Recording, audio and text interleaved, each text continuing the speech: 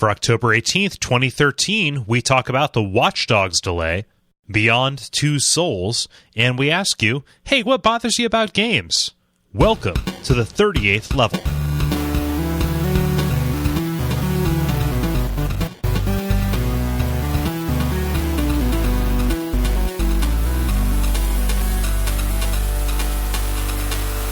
My name is Kole Ross. I'm Dennis Furia. My name is David Meisman. And my name is Ben Merkel. And you are listening to The Level. Thank you so much for joining us, everybody. We're really happy that you're tuning in. Let's see here. What do we have in store for you today? The usual. Going to talk about some news. Going to talk about some games. We got a multiplayer. But Ben has informed us that there is a very special game that he is going to be playing over the course of this recording session tonight. Go ahead, Ben.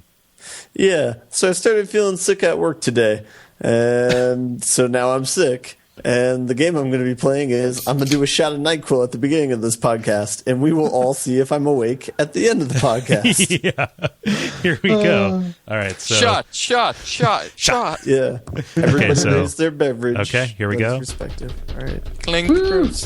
Clink. Yep, that Is never drum roll tastes going on in the good. background? Nope. Oh. No, I was pounding on my desk. Yeah. There's also a dog barking outside at my place. I don't know if that's what you hear. It's the NyQuil dog. Yeah, There's no Hallucinations dog in the have gone already. background. Oh man, the NyQuil dog. He's all green. Ooh. It's like the absinthe. Yeah. Yeah, it's the green. the Green Fairy. The green fairy dog mother. I don't.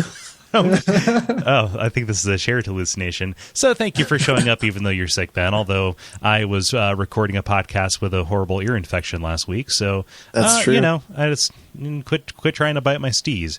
But anyway, there is a show to do. Is there any business that anybody wants to attend to before we get started? No. All right, let's go. Oh, we missed you guys last week. We missed everyone last week. What's that? I said we missed everyone last week. We did a show last week. We did. Oh, was it 2 weeks before? Yeah. I don't know how time works. I'm shutting No, up it's now. linear. It proceeds in a linear fashion. I can Dennis, have you been shooting the NyQuil? I can understand Apparently, confusion, yeah. you know, since analog clocks are circular and we have No, yet just- to.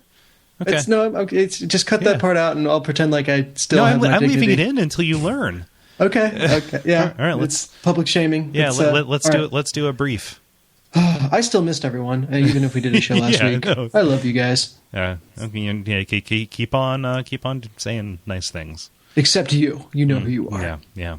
You know what you All right, it's time for the brief where people talk about news and shit regarding games. I've got one that I want to do.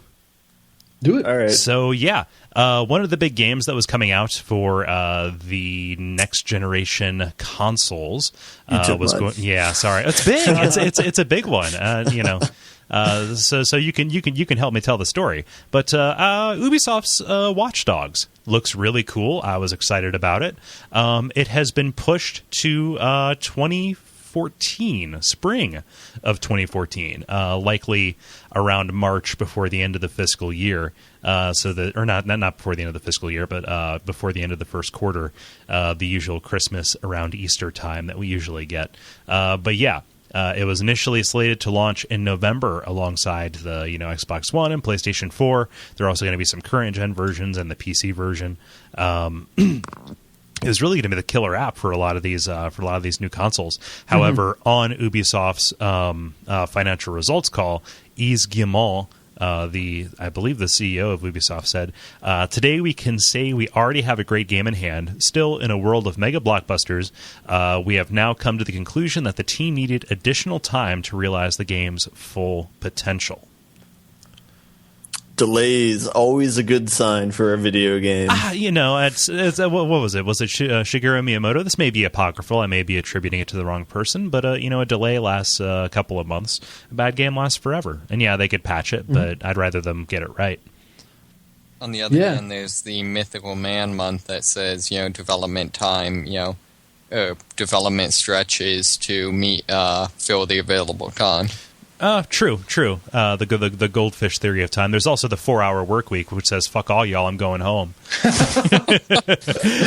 Yeah. God, I hate that book so much. And I had someone trying to lecture me on the virtues of, now he's got a book out called the 4-hour workout or something like that, or the 4-minute workout or something like that. Yeah, that doesn't work at all. Yeah, no. Like, at most you could do HIIT. I was going to say, neither does the person who reads that book and follows it. Yeah.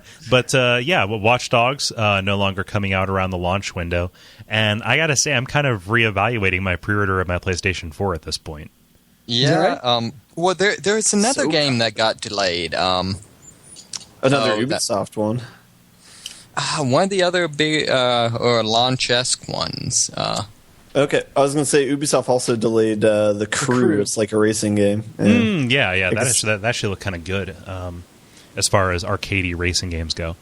But yeah, like I don't know. I mean, like Watch Dogs was going to be my big one. That was like, okay, I'm going to get this, and this is going to get me. I'm going to be riding the next gen, and it's like without that, there's like downloadable games, but I might actually wait until the dust settles. Yeah, because it was that one and the Bungie one were the ones I was looking at, and the Bungie one's not coming out for a while ever. I mean, that's always not coming, right? Yeah. Maybe. Are you talking about like what is that? Titanfall? No, that's a different thing. Maybe I forget. Was that Destiny? Oh yeah, Destiny. That one's not for a little while either. That one was always coming out slightly after Christmas, right? Maybe. I'm not sure. I know Titanfall was Xbox One exclusive, but like beyond that, and PC. What? Sorry? Oh yeah, Xbox One and PC. Yeah, you've still got your Assassin's Creed 4. You're an Assassin's Creed man, right? Yeah, but I haven't really played 3 yet, and you still got your Mad Max.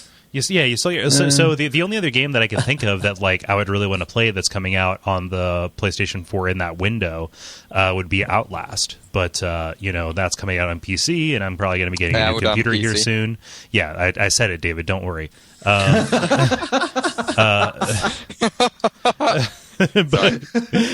just cool your jets, man.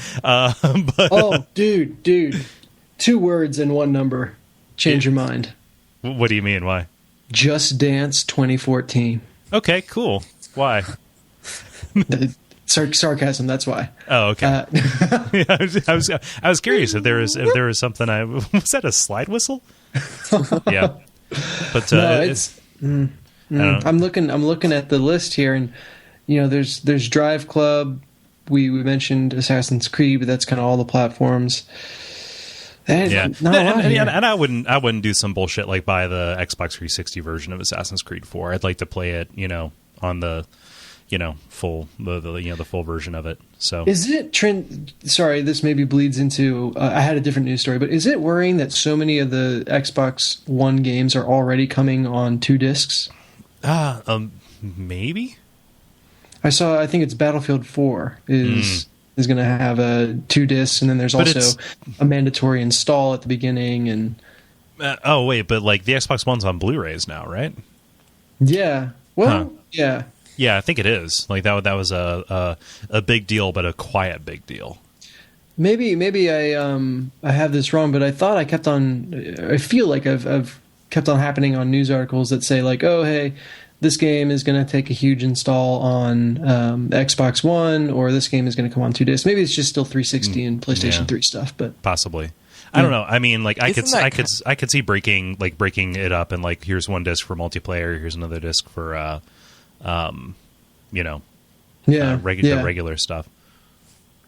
I thought the install all that thing was kind of what people had decided was just sort of an inevitable. I mean, yeah, like there are plenty of games on the PS3 that have a mandatory install. Yeah, fair. Like all of them.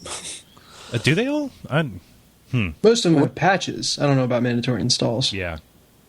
What do you mean by mandatory install? Like that you have to, like when you first get the game, there's an installation process before you can play it, right? Yeah. Like it'll load a bunch of stuff off of the Blu-ray because seeking stuff off of a Blu-ray takes a really long time, and it's easier for them to put it on the hard drive. I guess The Last of Us did that. It just didn't tell you it was doing that. No, it was like a really long tracking shot of these spores. Yeah. And then by the time you realize, like, hey, this is kind of taking a while, it's like, sucker, already got through the mandatory install. Yeah. I don't know. But yeah, like I'm reconsidering that because like I probably could have swung having Watchdogs and then whatever indie stuff came out for it, but I don't know. All depends. This is why you wait like 3 or 4 months after the consoles come out to choose a console. Yep.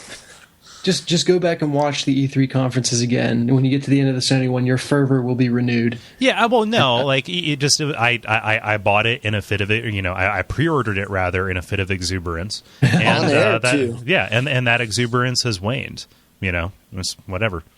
Like, do you have any thoughts on de-exuber? I was going to say, in all fairness, it would be weirder if it hadn't waned, you know? If you were, like, still really excited about the PS4 today. Holy shit, yeah. I mean, like, you know, when I buy a next-generation console, it's probably going to be the one that I get. But if there's no games, there's no sense having a box, right? I don't know. I mean, I have no problem maintaining my irrational console or lack of console loyalty. So, I mean, I don't know what's wrong with you all. Maintaining a lack of? I don't understand. My irrational PC loyalty. Oh yeah. That's still like it's still a console. It's just a console with a different name called a PC. True. Like it is a box that contains stuff that you put display things on a screen from. But yeah. You're also kind of biased too because you're an electrical engineer. Like the computer is kind of like your god, you know? Yeah. That's how you become an electrical engineer, right? You make a blood sacrifice to the computer gods. Yep, order of the engineer. That's what we do. Was there anything from that story that I missed, Ben? No? Okay. It's delayed to 2014. They gave a marketing sort of reason to why it was delayed. I mean, marketing or just... I don't think that's strikingly honest to me, actually, saying like, hey, team needed more time. You know, there's full potential, you know, like just this is a big deal. We want to get it right. Yeah. Well, we'll see when it comes out. Maybe. If it's good in quality, you were right. Yeah. Well, no, I mean, just in theory, like they could just take this extra time and, you know, use whatever money's left over to go, you know, hookers and blow, right? But I'm pretty sure that's how most game devs do it. In the news. Hey, Paul, look. Let's see here. Dennis, do you have a story? I do. This is about just a game that I stumbled upon and think looks really cool. It's called Eldritch. Oh yeah, that's roguelike, right? No, not just a roguelike. This is, let me see if I can find it. It is a roguelike immersive sim inspired by H.P. Lovecraft. Okay. So if that doesn't hit all your buzzwords. On the Oculus Rift. Yeah, on the Oculus Rift. Yeah. Which it just it looks really cool. It looks like something out of that was made in Minecraft. Yeah, like that's about Minecraft is all hell.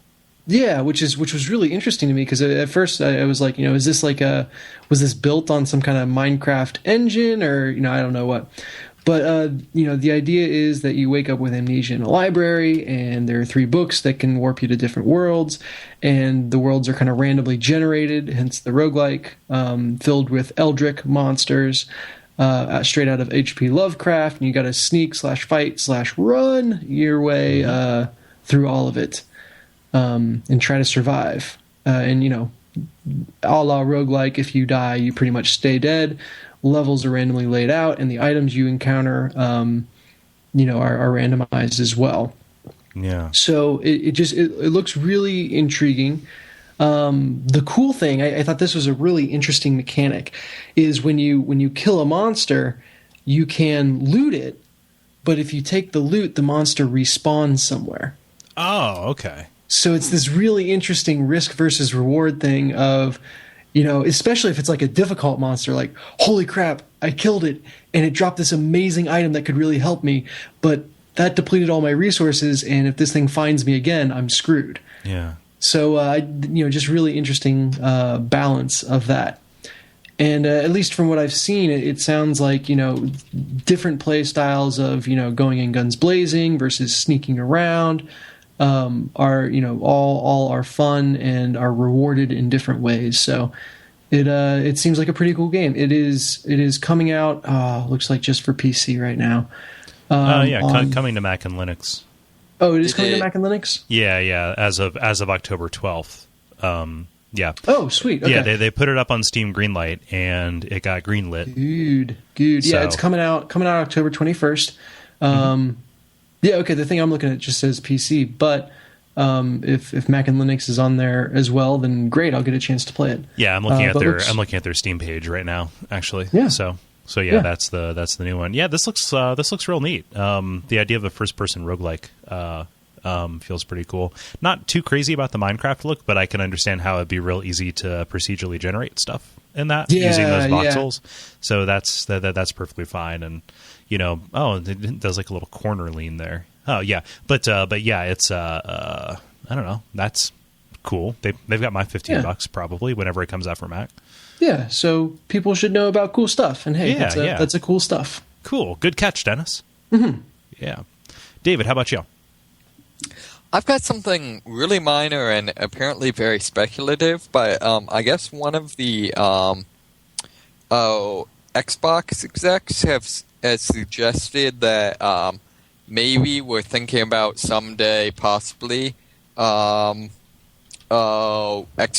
One and PC doing sort of a, I guess, dual ownership type deal. Oh, like the crossplay multiplayer or something more like where if you buy it on Xbox Live? I'm not sure. I initially my reading of it was I'd have to find it again, like a thing where if you bought it on one, you could play it on either.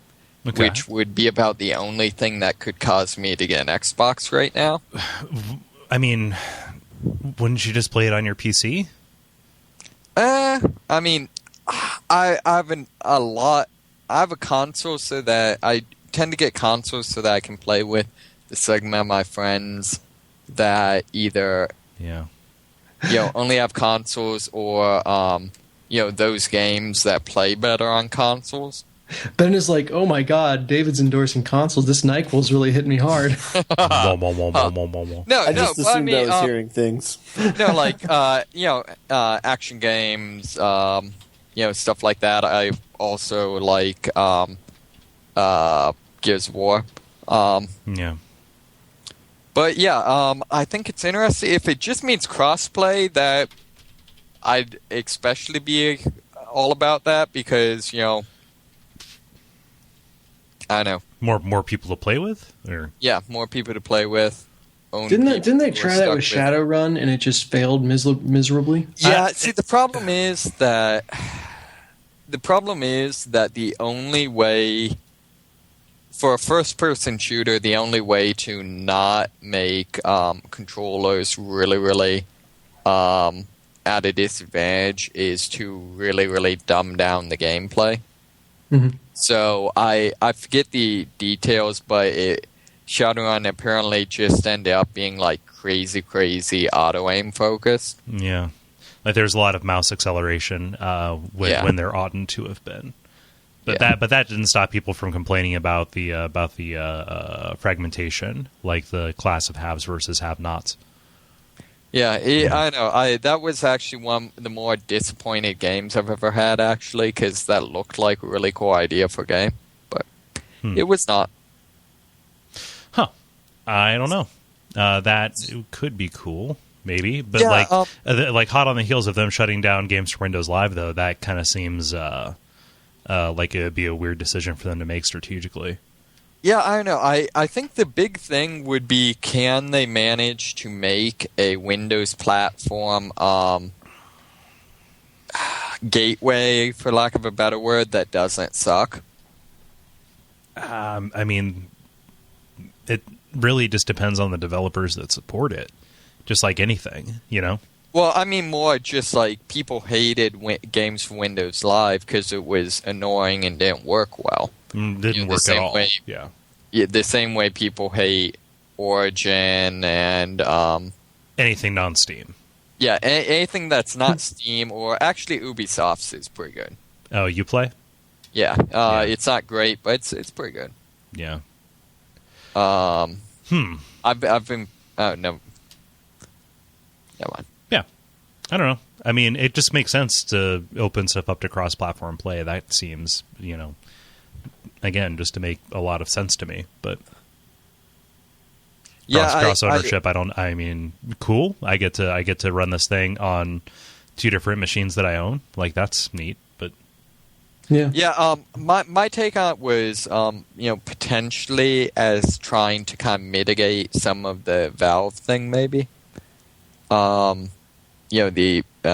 idea being, you can't really. There's certain games you can't really play on console because they're mouse centric. Yeah. So maybe trying to capture some of that market. I don't know.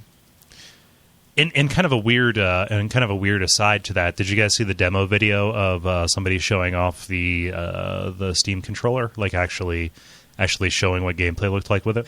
No. How was it? It looked cool. Like, a lot of it made just like a tremendous amount of sense to me. I'll put it in the show notes. I don't know if I can drag it up for our purposes here, or if us watching it on the air would make for good radio. But yeah, it looked neat. Like, there was some stuff about like using both thumbs on the mouse for like fine movement. Like in Papers, Please. So, like, combining the acceleration between the two of them, and kind of like, again, underlining that it's not so much that you are like pushing. I've used acceleration like 5 times in the past, couple of, but you're not like suggesting where the cursor should go. You're actually it's a roughly 1-to-1 correlation with how you move your thumbs. Yeah. For show. Ben, did you have a backup story for the one that I stole from you? Oh, well, I'm sorry. I didn't mean to snake your story. It's okay. Yeah, it's okay. The grind. Now it's time for the grind, where we talk about games that we have been playing and hopefully enjoying, because enjoying things is fun. Does anybody want to volunteer something? I can go first. I have a little thing. I don't think I mentioned this last week, but I beat Grand Theft Auto 5. I was going to ask that. Good. Yeah. So it's in the bag. But yeah, so you 100% it. That's the next goal, I guess. Maybe we'll see. We'll see how far I make it. But there are some interesting bonus material that they have hidden in the game. So I think I will continue pursuing that and go from there. Neat. So, like, on the balance, as a whole, at least having done the main storyline, just like, what are your broad level impressions, compared to the rest of the series? I know that you're a San Andreas fiend, especially because of the almost direct comparison between the two in the setting, etc. Like, how does it come out in the balance? Yeah, so I mean, as far as Grand Theft Auto games go, like 4 was really great, but it didn't really age well. If you played it, especially after Vice City came out, it's like in San Andreas. You mean 3? 3 was good, but it didn't age well? Yes. Okay. Yes, cool. Grand Theft Auto 3. Sorry. Vice City, San Andreas, I thought aged better, and they had a stronger narrative to each of their respective games, so that kind of helped it out. So I would say that this game is better than 4. And it's somewhere along the lines of Vice City and San Andreas. Okay. I would say it's just as good. That said, I mean, the narrative, there are parts that are very good. It might not be as solid as something like The Last of Us, but it's still... That's a tall order. Yeah, I know. I guess so. the game that I guess it's elbowing to compete with Game of the Year. So I guess that's why I'm comparing it. But yeah, but I mean, it definitely is like a master of technical achievement, I would say, that Grand Theft Auto is. So yeah, it's pretty cool. It's worth playing and beating. Nice. Yeah. Have you done anything more with the multiplayer? I don't think any more than what I talked about last week, which was I played it, and that's it. Yeah. Like you haven't played it anymore since last week? No. Okay. All right. Are you just waiting for the issues to get resolved, or have you just been focused on single player? I've just been focused on single player. Yeah. So. Yep. Yeah. I don't know if I mentioned this last week or not, but I did a triathlon in the game that was 30 actual minutes of me pressing X on a controller. Holy shit, that sounds pointless. Yeah. Why'd you do that? And now you're tunnel. It was like me playing Skyrim, where I just hated myself the entire time. Like, hey, why are you doing this? But I did it anyway. Oh. So wait, was pressing X as in like to run, or? That's the control that you press for all three parts of the triathlon. Jeez. Yeah. Wait, are bicycles back?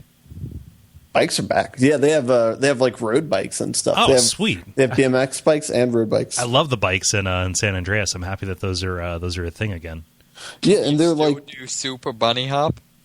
You can hop a little bit, not as extreme as you could in San Andreas. Oh, hopping over cars was awesome. You could bunny hop like 8 or 10 feet. It was ridiculous. You could bunny hop over houses, small houses. Yeah, so it's definitely not that extreme. Hey kids, we've got hover bikes. Get them.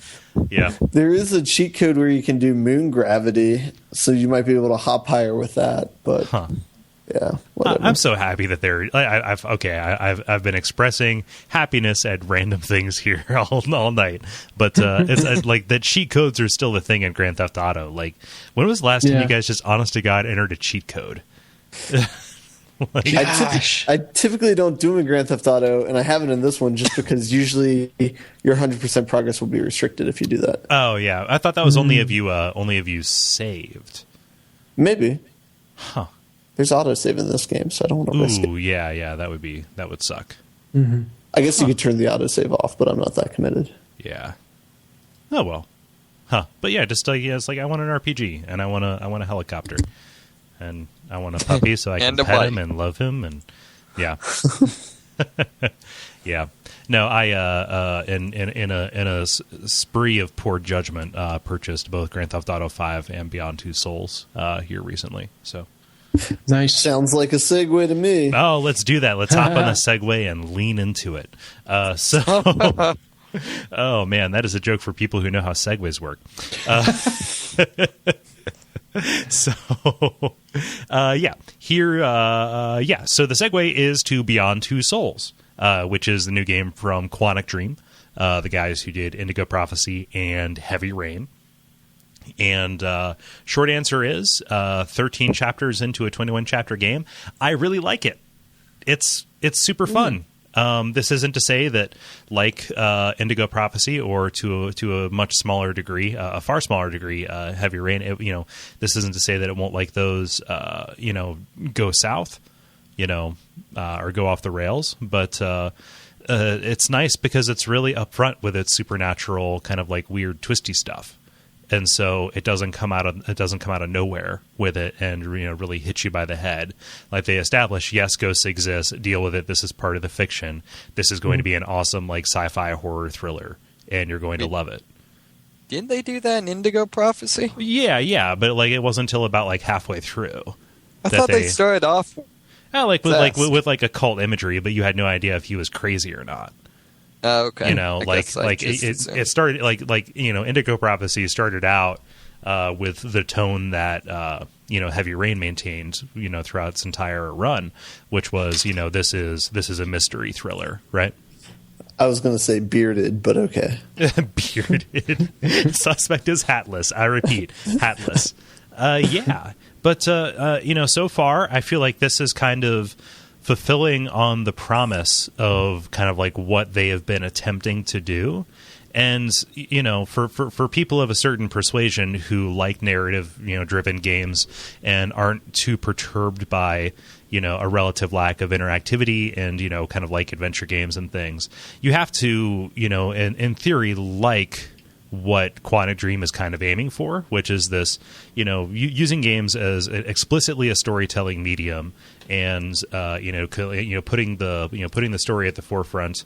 Except now they kind of have, I think, the budget and also the restraint to make better decisions with it. So it's not as poorly edited as Indigo Prophecy is, and it is much better acted than Heavy Rain was, like leagues. Because they have actors. Yeah, or they have Americans. Much better acted. Yeah, or active. Yeah, acted. It's far more interactive as well, but it's much better acted. I mean, it's a little inconsistent here and there. Some NPCs pop up where it's just kind of like, oh, that's just somebody they grabbed. Especially like kids, teenagers. They're all like all their performances are really wooden. But I think that is only in relationship to the actual actors who they've gotten. So if it's if obviously the main characters. Ellen Page playing the main character Jodie, and Willem Dafoe playing her father figure, the scientist Nathan. Both of them fantastic. I was gonna say, does the scientist have a name, or is that's what he's called in the credits? Yeah, Nathan. He's the scientist. Yeah. Like both of them fantastic. Like and the game is all about Jodie and this entity that is kind of bound to her. And like I care about her. Like you're like aside from some real groany lines that are spread throughout, like not all of the writing is really that great, honestly. But it, if you look at it in the broad strokes, it's really effective. The way that they're telling the story. But when you look at where they kind of cheaped out on the actor, or kind of like, oh, he's not going to be on here, they still make a bad impression on some of those. But if it's a principal NPC, somebody who an entire chapter is going to be about, their acting tends to hold up. Can I step back for a second? Yeah, sure. You said that this one's better because they use actors. Like on the previous one, did they go Uwe Boll style, or? So in Heavy Rain, I think that a big problem with that was they got foreign actors, French actors, to play Americans. This was less of a problem. Even work? Just with poor performances and weird deliveries, and I don't think are we think talking that French accents though for American like weird pronunciations and just like very very odd line deliveries, bad intonations. Just something seems off about them, right? Jason, or like Nam and Jaden.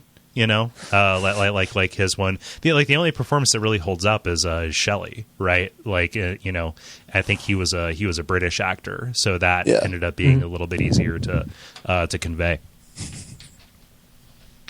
But yeah, it's just that you can tell that they took some a great deal of their budget and actually focused on talent. Which, when you're hinging your entire game on these characters and telling their story, that is the smart way to spend your money, right? That and figuring out a good way to capture their performances.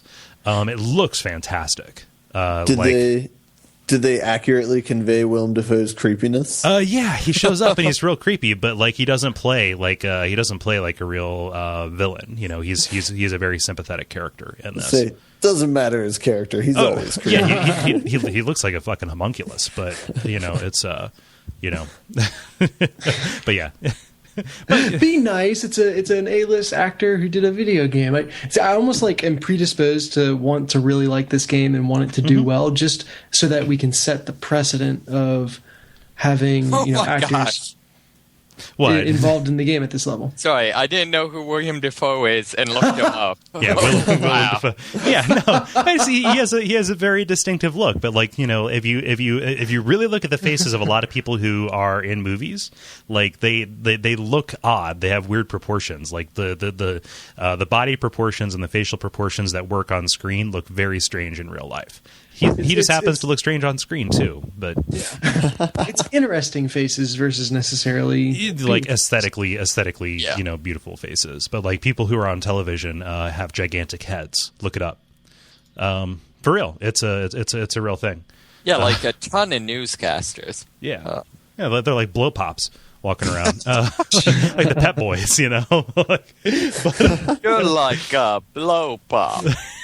What's that from? I forget. How national is Pet Boys? Is that a Cincinnati reference? No, like I think it's like a Midwestern. You know, they made reference to it in The Simpsons. They had the Zip Boys and the Treehouse of Horror. Where you know it's big time when. Well, we all know that The Simpsons is located, and we have no idea where it is. Actually, they came out and said it's located in Springfield, Oregon.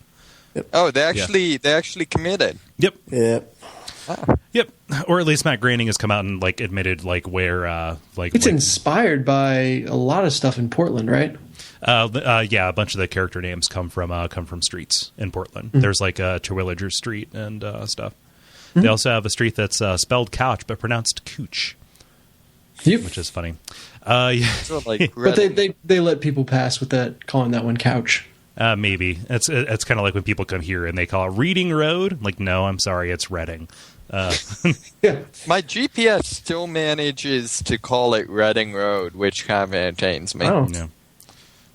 That's cool.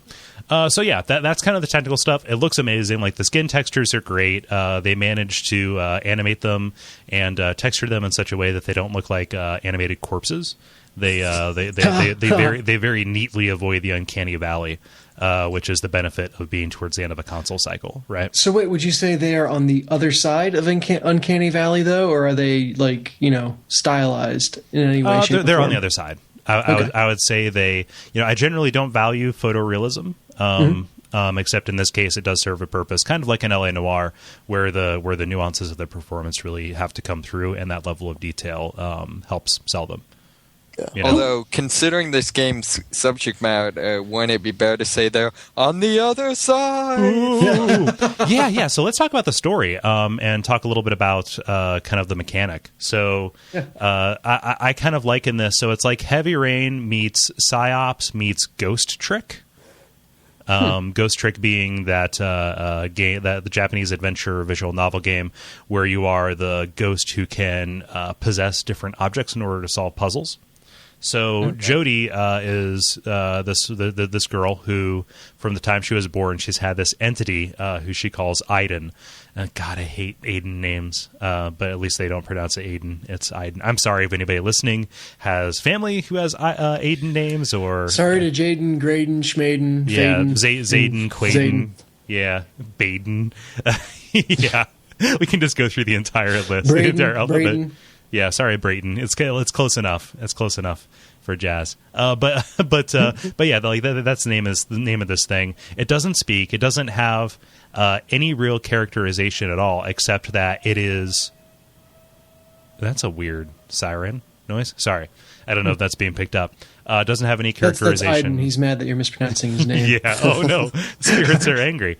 But no. So like I want to say Ellen. Jody talks to Aiden, saying, like, "Hey, stop this kind of thing." But really, Aiden is you as the character who's attached to her. So, all throughout her life, she's been studied and different and singled out and all this stuff because she apparently has these psychic powers. But she had, really what it is because she has this ghost who is linked to her that, she can talk to and see through. It can, act on objects. So so to control Aiden, you press triangle pretty much at any time, and you go into first-person mode, kind of like the clairvoyance mode in Psyops. Mm-hmm. And objects that you can interact with, much like objects in the real world, have little dots on them. Not in the real world, the game's real world, have little dots on them. You press a trigger, and then there are different gestures that you do with the sticks in order to do that, in order to manipulate them. So if you want to, like, poltergeist an item and like throw it, like jostle it or turn on a radio or whatever, you pull both sticks back and then release them. And it gives you cues of what to do. If you want to like strangle a person, you no, there's combat situations where that happens. Yeah, you target the person and then like drag both of the sticks inward. If you want to possess a person, you drag both sticks. Choke. Yeah, force choke. There we go. And then there's some other stuff like you can redirect the flow of energy from like recently dead things in order to see how they died.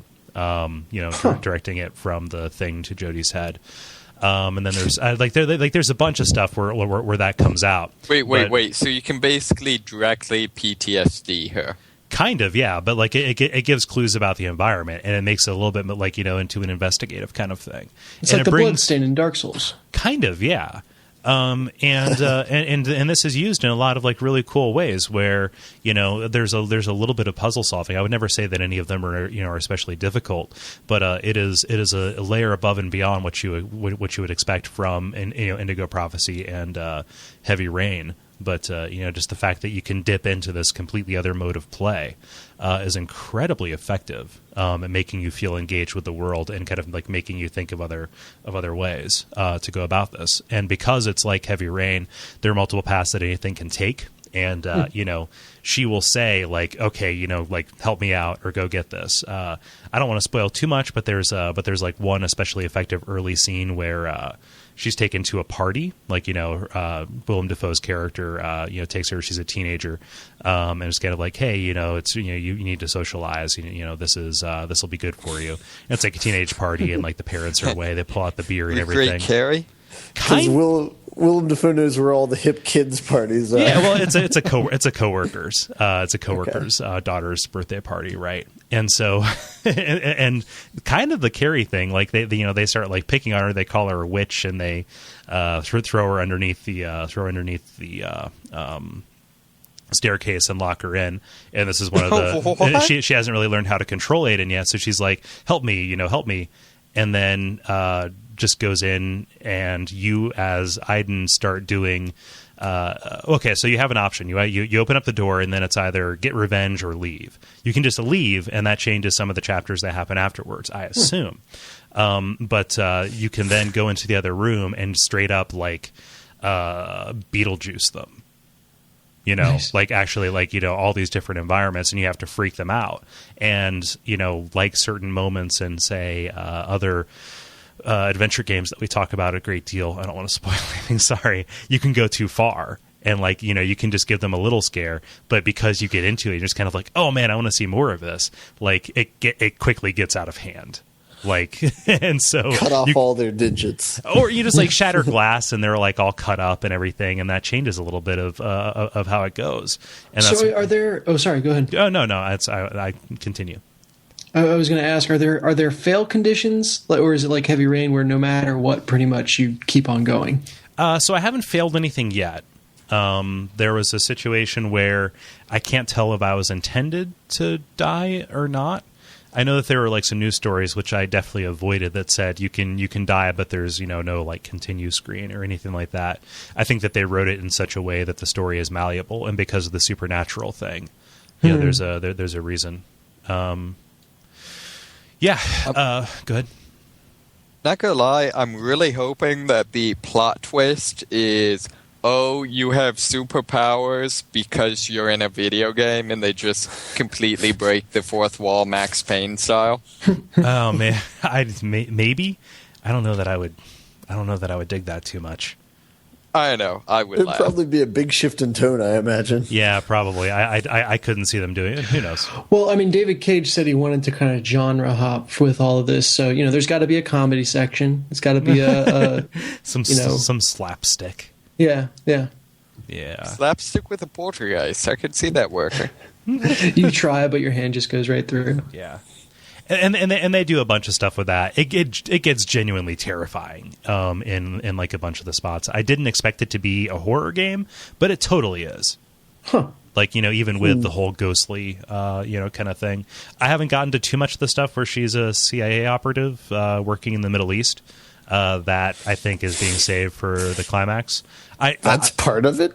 Yeah. They that was in like the commercial for it. Yeah, it's in the commercials. Like like the government uses her for her powers.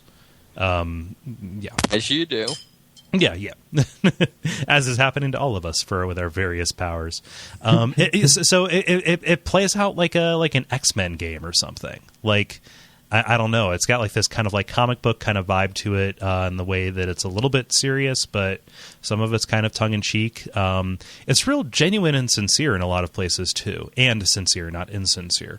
In a lot of places, it's incredibly effective, very affecting. The story is told in a nonlinear way, which monkeys with the pacing just a little bit. Just because you'll have, something where she's an adult and it's action packed and you're doing all this kind of crazy stuff. And then it goes back to, her being a little kid and, like there are echoes and resonances and just kind of like, oh, I understand why they juxtapose that. So I wouldn't say it's, especially well or especially poorly paced. I would say it's very deliberately paced, which is not a bad thing when you're talking about something that is narrative, Yeah, I'm okay with it being a little melodramatic or overreaching as long as it was intentional about it. Yeah, if that makes any sense. Yeah, and again, aside from a couple of groaner lines that are delivered in kind of a groany way by bronies. Groany bronies. Whoa, plot twist, man. Yeah. The entire cast this whole time has been bronies. But Willem Dafoe is like, see, not the weirdest one here. It drops the mic. Yeah. But yeah. Now I'm going to go to a kid's party. See y'all. Cole's got your jet ski. Damn it, Willem! The last open fire. He takes that crazy platoon pose. Guess that's what we get for making fun of him. Yeah, I suppose. Dude was in Platoon, like he's unassailable. He was also in Boondock Saints. Boo. Oh, so good. But yeah, I think that's just about everything I have to say about it. I have about a third of the game left to go. But I'm very bullish on it so far. I think I can definitely understand somebody being hesitant about playing it, especially if they've only played Indigo Prophecy. But I can't see dismissing it out of hand, especially if it just like in light of the positive things that are said about it. I don't like it's upfront with its extravagancies. It establishes its rules in a way that is not disingenuous, and it sticks to them in a way that, at least so far, is very consistent. So I think the big question is what's the price point? How much is this game worth? Should somebody get it at $60 or should they wait till 40? I mean, I won't begrudge anybody their price tolerances, right? I bought it at 60 because it's worth 60 to me. Let me see here. Yeah, no, just these narrative experiences and just I've bought games with a smaller runtime, and weirder premises for full price because I want to vote with my dollars and in that regard. However, I would say $40, and it's not even like that it's a runtime thing. On How Long to Beat, it's clocking in at like 12 hours. Which is that's pretty standard. Yeah, for a single player narrative game, like that's about what you're looking at, Yeah. Yeah. I mean, like the 12 to 15 hour range is about standard. I would say. So I don't know. Like I wouldn't blame anybody for waiting until it's $40. It's going to be the same game at that price point later on, but I wanted to experience it firsthand as soon as possible. Just do not buy this game at $43. Oh no, God help you. God help What's you. it? One of my favorites Norm Macdonald like Saturday Night Live weekend update kind of things, like talking about new research out from the USDA. Special K with 1 cup of milk is a delicious addition to any breakfast, and it's also nutritious. Special K with 1.5 cups of milk, deadly poison. Yeah. Yeah. And that has been SNL Bitz with Kole Ross on the level. BITZ. Oh. SNL Bitz. Oh, New man. segment. Oh, man. Dennis, you ignorant slut. Yeah. So, I think that's my cue to go next, right? Maybe. Do you guys have any other questions about this? I feel like I've kind of monologued about it. Is there anything that I explained poorly that the listeners would benefit from extra extrapolation on? No, I mean, it's great to see a game that does something truly different and interesting. And I think we talked about last week that forgives all kinds of flaws. So, oh yeah, that's great. Yeah, and I'm happy to see that kind of thing out there. Yeah.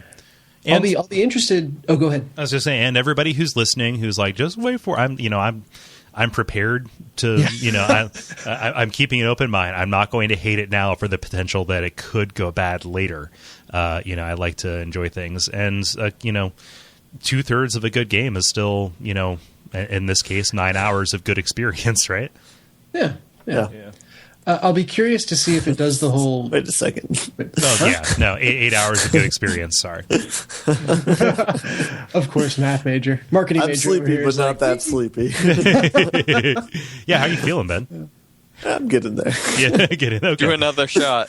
No. Shot. I interrupted you, Dennis. I'm sorry. Continue. Oh, I was just going to say that it'll be interesting to see if it does the whole chapter dilation thing. I think that it's kind of a trope in video games that, like the first couple of chapters or sections or whatever of the game are really long and meaty, and then it's like the final 6 chapters are all about 30 seconds long each. They've spaced.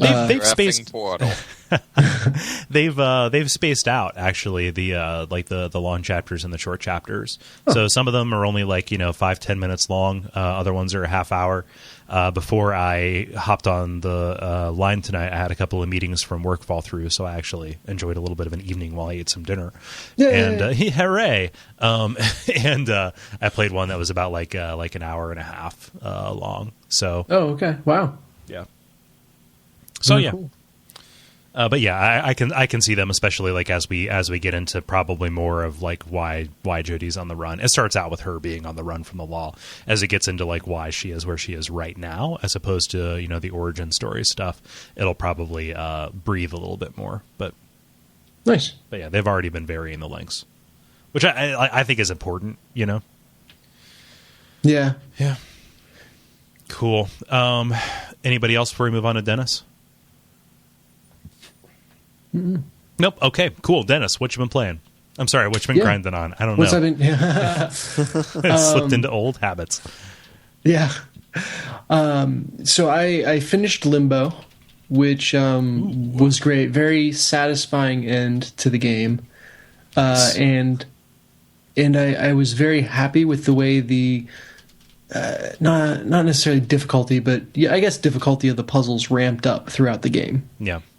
I feel like they just did a great job of constantly presenting you with the situation, and it's what a good puzzle is supposed to do. Is you look at it and you go, well, that's impossible, and then as you monkey around with it, you kind of get closer and closer until click, I understand what to do, and you're able to break through. So I felt like it gave that loop of gameplay very consistently throughout, and I was never stuck in one place too long.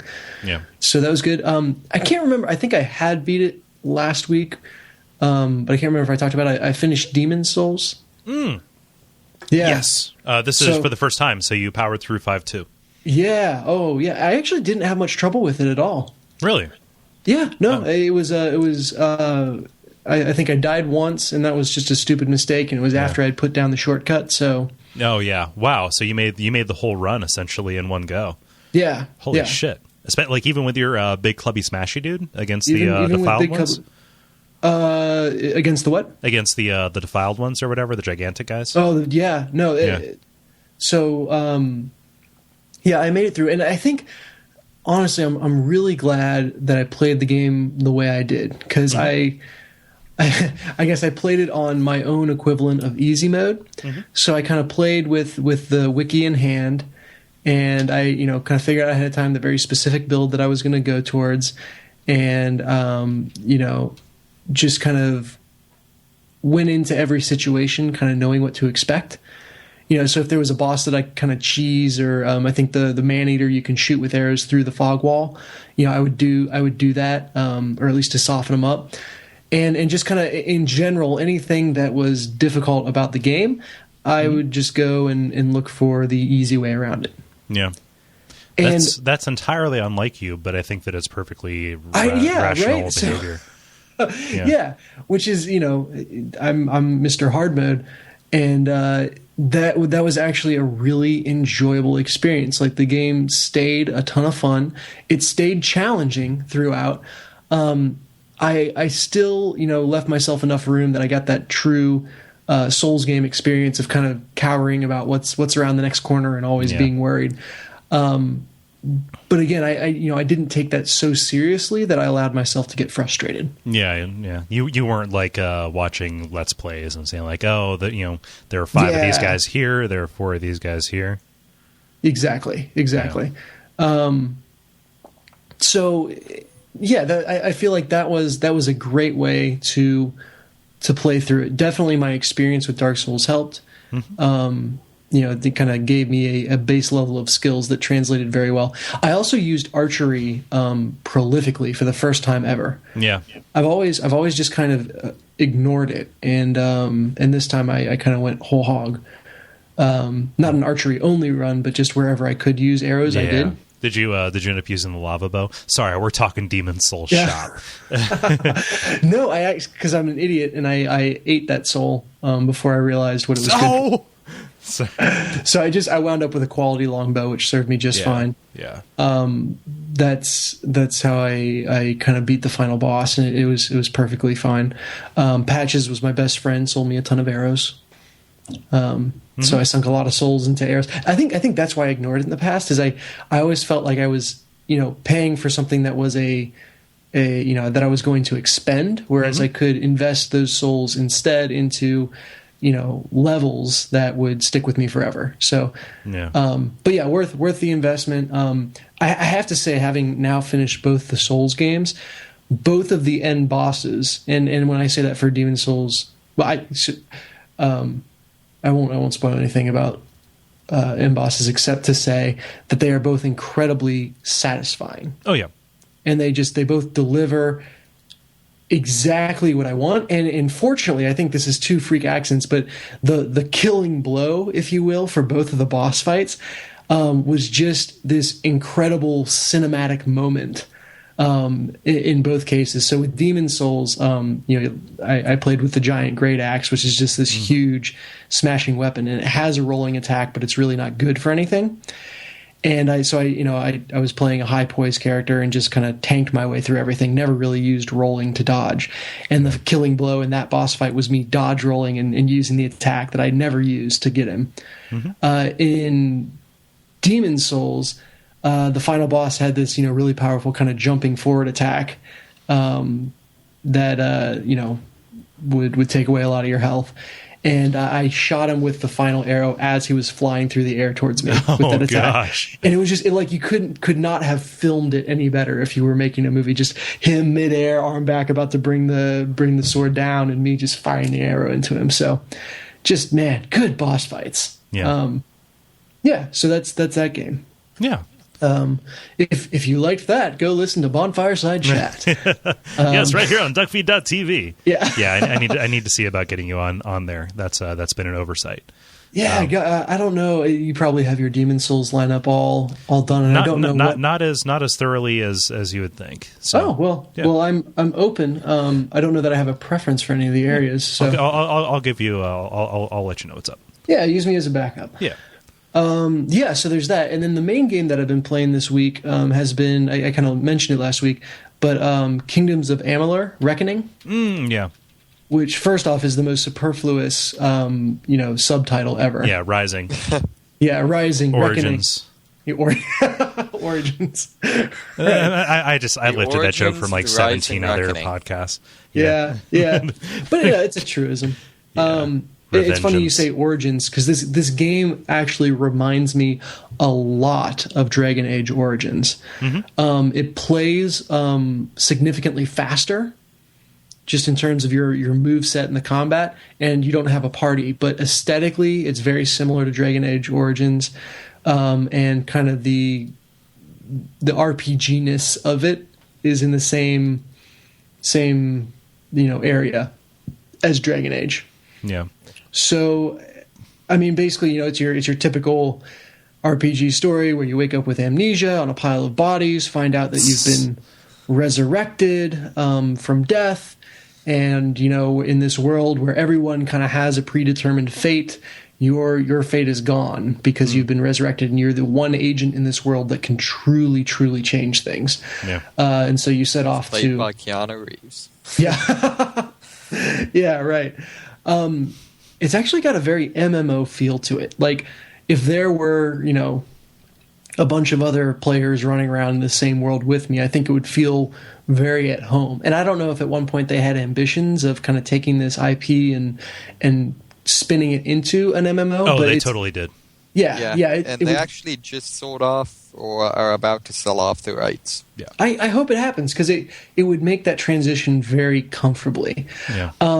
But for me, it's nice because, I don't really have enough time to play an MMO and to have any sort of paid subscription is to put, pressure on me to play it that I wouldn't want, and to have, a free to play is me, feeling like I'm not getting the full experience. So this is kind of my way to get an MMO experience without the MMO part, if that makes any sense. The game, I was thinking about this before we got on the line. The game, I couldn't pin down any one thing that the game does unique. Like there's no like here's the gimmick for you, but it just does everything pretty well. Mm-hmm. I mean, competency isn't a bad thing. Yeah, it's just damnation by faint praise to call something competent. Yeah, and it's really and I don't want it to sound like that. It's if you hit a point where you're like, hey, I kind of feel like playing an MMO style RPG for a while. This is your game, and it's gonna scratch that itch really well. And there are some things that it does really well. It's just nothing super unique. The close. Fun. What's that? Chakra crazy fun. Chakra. Oh, the weapons. Yeah, actually, that's the disc weapons, right? Yeah. Okay. Yeah, I haven't messed with those. I've done a little bit of staffs. I did a little bit of daggers, and then I did long swords and great swords, and I'm on great swords now. But the combat is very simple. It's just, hit square for your primary, hit triangle for your secondary. But they give it a good level of depth at the same time. So the weapons all play meaningfully different. So if you got a pair of daggers, you can kind of go in and mash square, and you're fast enough to get hits in, before your enemy can.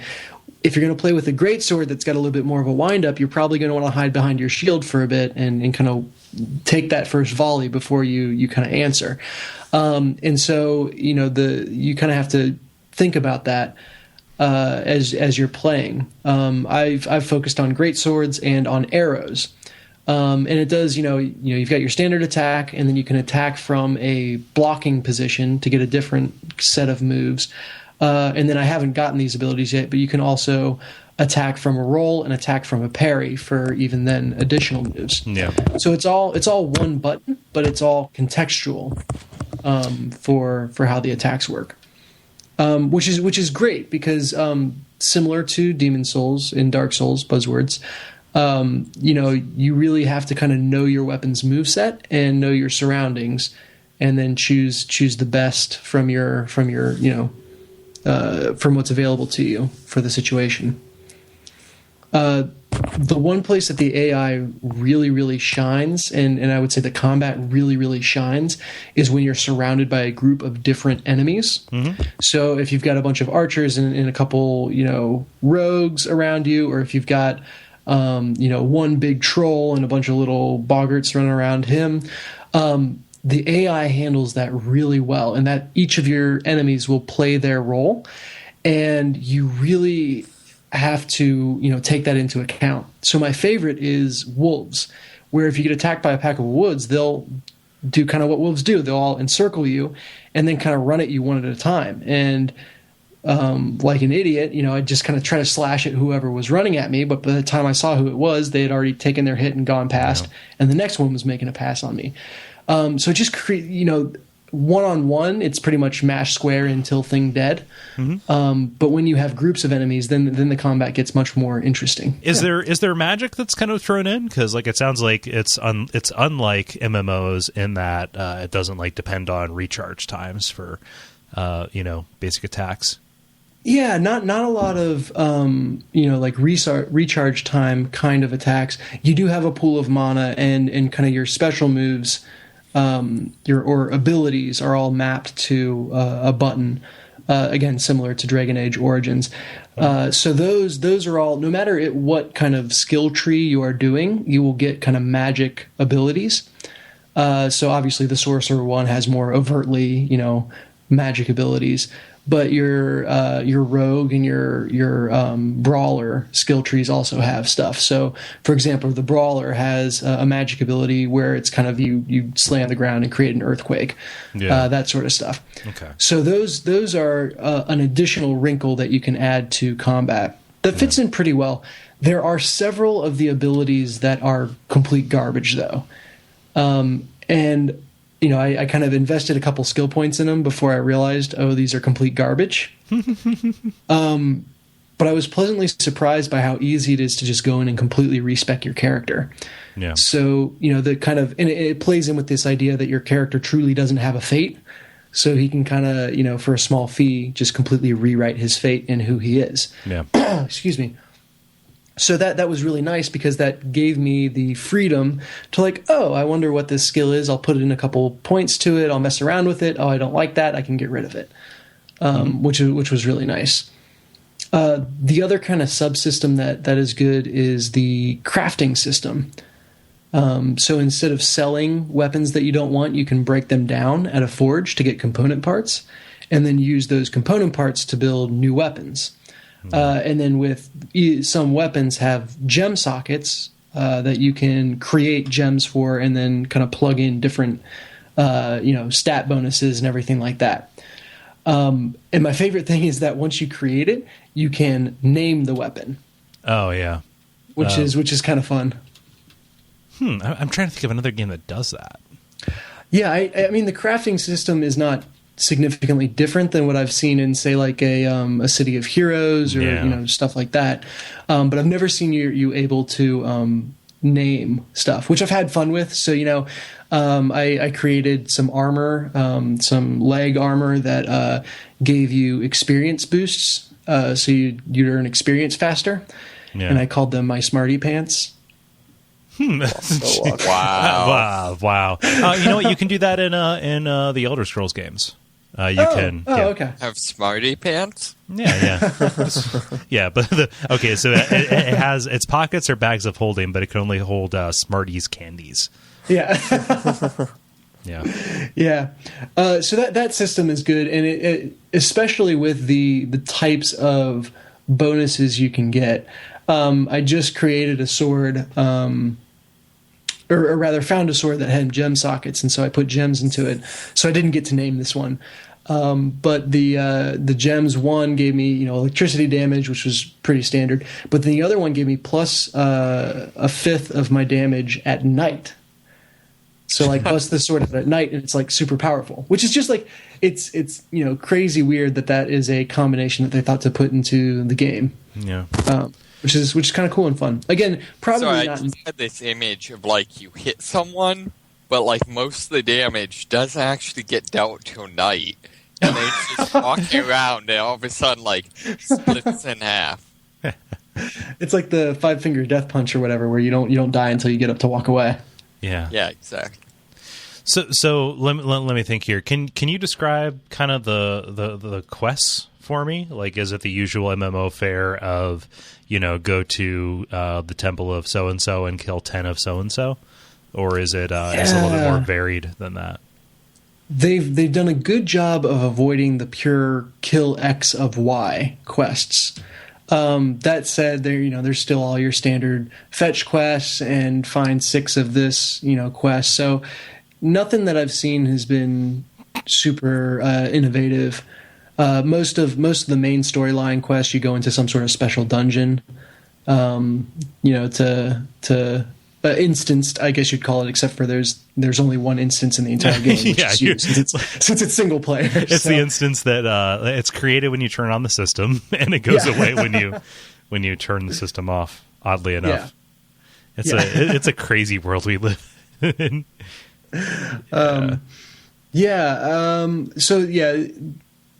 the most memorable quest is I had to help a wolf that got turned into a human and was angry about it get turned back into a wolf. Which was a nice little inversion of like, well, hey, I'm a human now, but it's not this cool, exciting thing. I'm really kind of pissed about it, and I wish I was a wolf again. So that was interesting. I've tried to avoid side quests just because I kind of want to stay on the critical path. Mm-hmm. This will be a 40-hour game for me versus an 80-hour game, hopefully. Yeah. And it's been really, really tough. Like it's like, okay, I'm going to be really focused. And I need to go see this guy for the main quest. And then 6 hours later, I just finished help some woman, get her cat out of the tree for a meager amount of experience. It's just this compulsion. So now I'm getting better about it, but I still go and get all of the side quests, even if I don't complete them. Yeah. But there's a lot of them. There's a lot to do in this game, which is good. But a negative would be that the world all just looks kind of the same. It's all this, fairyland, green pastures. And that said, I'm probably still earlier in the game, but it's kind of funny that you say that it looks like Dragon Age Origins, because when I think of Dragon Age, it's not like Lowell Brown like everybody says, but it's a real muted kind of color palette. I guess a little a step towards realistic. Yeah, and like all the stuff that I've seen of Kingdoms of Amalur makes it look closer to like a Fable in terms of like the breadth of colors that it uses. Yeah, but it's all like that green garden stuff so far. Oh, yeah. So we'll see if I get to the sulfur pits or whatever. But that's been okay. The sulfur pits. Yeah, the sulfur pits with you. I assume there's sulfur pits somewhere in the game. I want to step back. Is there actually a mission to help a little old lady save a cat? No. Okay, because when your only verb is longsword and chakram, that could get kind of interesting. Yeah. No, the stupidest thing that I've done so far is there's apparently some dude who had a collection of lewd books that somehow got distributed, and he wants me to find them and return them to his collection. So that's interesting. As you do. Yeah. The game, everything in the game is voice acted, and there is a ton of lore, which means I am skipping a ton of voice acting, and I feel really bad about that. But at the same time, it would probably double the length of the game if I just sat and listened to what everyone said instead of reading it and skipping forward. Nobody has time for that.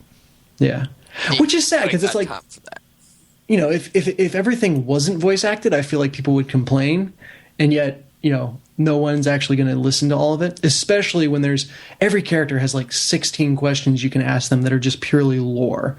And I can't imagine anyone sitting through it. Yeah. I mean, dialogue trees tend to be fun. But yeah, but at a certain point you just kind of read, okay, got it, skip, read, okay, got it, skip. Yep. And while there's a lot of lore, I wouldn't say it's been too quality. The voice acting is passable, but the content is Yeah. Whereas I don't know if I would have enjoyed Dragon Age nearly as much if I didn't really like the world that it was set in. Like if I wasn't compelled to read every codex entry and stuff. I mean, I know that I have conditions, but even I gave up on Dragon Age Origins pretty early on in terms of reading everything. Oh yeah. Which is bad because occasionally they put some important stuff in there. Yeah. Important context, right? Yeah. I remember Mass Effect had some really cool stuff in their encyclopedia thing. Yeah, and it was also voiced, and the guy who read it sounded like Space Ghost. Yeah. Wow, that just changed my entire image of Mass Effect. Yeah. Narrated by Space Ghost. Oh, man. It's this weird dichotomy where the less important something is to the actual plot of the game or the mission structure, the more freedom the writers had to just have fun with it. Oh yeah. So you tend to stumble on the real interesting or funny or just cool stuff deep in the recesses of all the crap that you would never normally read. Yeah. So Well, it's kind of funny, like, you know, that they do that in the books in the Elder Scrolls series, to the point where, like, I made a point of collecting all of them that I found, so I could take them back to my home and read them in peace. But you know, that's a huge thing in computer role playing games. I mean, look at something like Torment, where they had all kinds of, like, frankly disturbing and creepy and weird stuff that was just hidden in the corners. Mm-hmm. Yeah, I remember in Deus Ex, I really like some of the books there. The excerpts from, what is it, The Man That Was Thursday, and some other, I forget, something they made up. Yeah. Nice. Huh. Neat. So, Kingdoms of Amalur. Do you see yourself finishing it? We'll see. I'm going strong now, and it kind of really scratches that RPG itch. So, as long as that itch sticks around, I think this game is very, like you said earlier, competent for addressing that. Mm-hmm. Who knows where my whims will lead me next? I'm just such an unpredictable person. So well, I mean, whatever comes out on PSN next. Yeah. So, damn it, you beat me to it. Sorry, yep. I didn't mean to snake your punchline, man. Sorry. But, hey, I'm expanding my horizons. That or Humble Indie Bundle. Hey, you know, it's perfectly fine. Huh? Mm-hmm. Anything else? No, that's it. Cool. David, how about you? Well, speaking of itching that MMO itch, which I'm pretty sure is a horrible disease, but I mean, anyways, I think it's what is it? Seborrheic dermatitis, whatever you get from sitting still for a real long time. The MMO itch. Yeah. Anyway, speaking of that thing. I've been continuing to play just bits and pieces of Neverwinter is the main thing I've had time with. Yeah.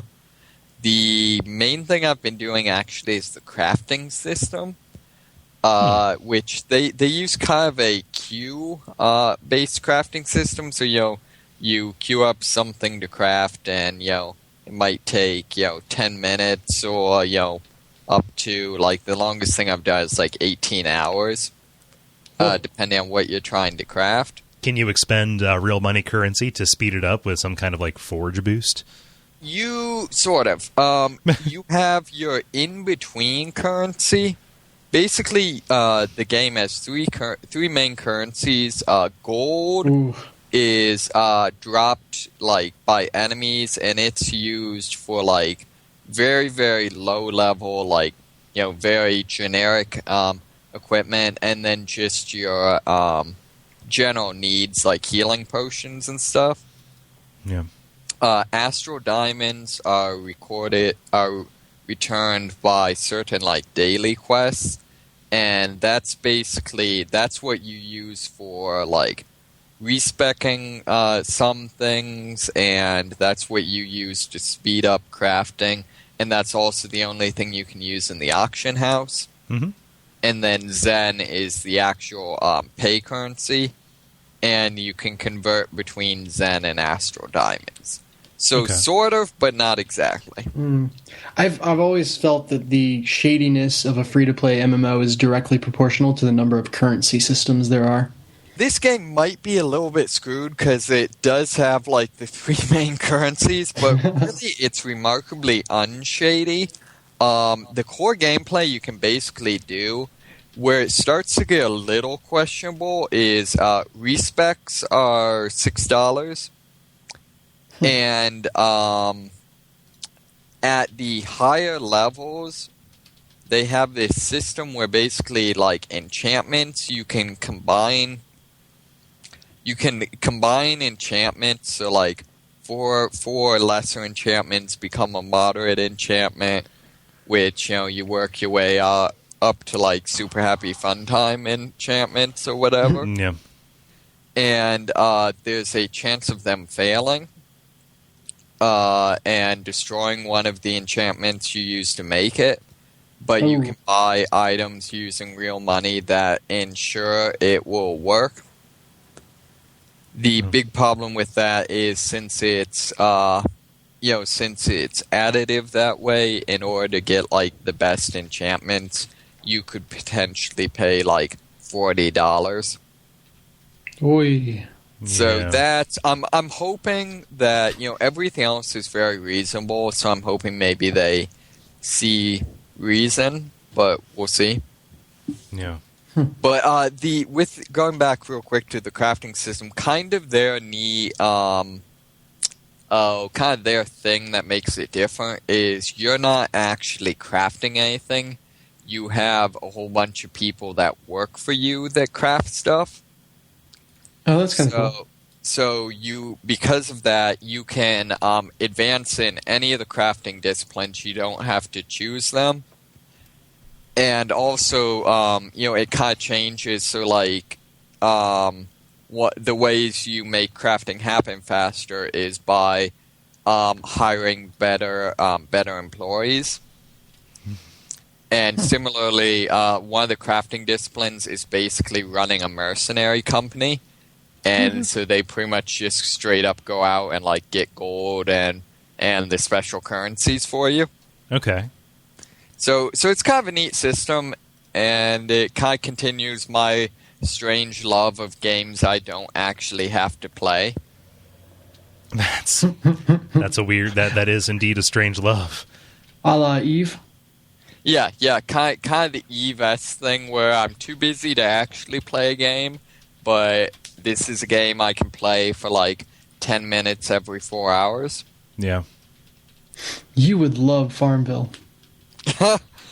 Yes, but I do have a soul. Not for long. Yeah. Huh. Yeah, I'm curious about that. I just there's no place for an MMO, but like all the things that I heard about it. So wait, correct me if I'm wrong, but is there custom like user content in this one? Yes, there is. I've played. One of the ways you get the secondary currency, or basically the more important currency, is by there's a daily quest to play one of the. They kind of have like a little plague planet. It's a little big planet where they have like the top games, top levels, and basically once per day you can play one of them to get a whole bunch of currency. Right. And the ones I've played have actually been really well put together. And they're kind of the same way Little Big Planet has like the little keywords. You can like look and be like, I want one that's combat heavy or puzzle heavy or dialogue heavy or so on. Right. So, they seem to be really well done from what I've seen so far. Cool. And like well done in that you're searching for the best rated ones, right? Say that again? Well done in that you are actively like looking for the best rated ones, right? Yeah. And just the ones I've seen, like I played one that was basically like the plot line was that you are searching for some like cursed armor or whatever, so you kind of travel through the catacombs and end up fighting some cult that's like built around the guy who owned the armor that was betrayed by the government, and then you end up like going and fighting him as he resurrects. And, it's just really well done. It's generic fantasy stuff, most of them, but I mean, it's really well done. Yeah. Cool. How much longer do you see yourself playing it? I don't know. I mean, I have not been playing that much, and I'm like level 16 out of 60. So it seems like leveling happens real quick. And the core storyline's actually pretty interesting. So I'm kind of seeing myself at least trying to get through the core storyline. Mm-hmm. The one thing I will say, though, you're fighting for, like, the new ruler of the city against the rebels. However, it does kind of annoy me because I think the rebels are kind of right. Like, the main thing I know about the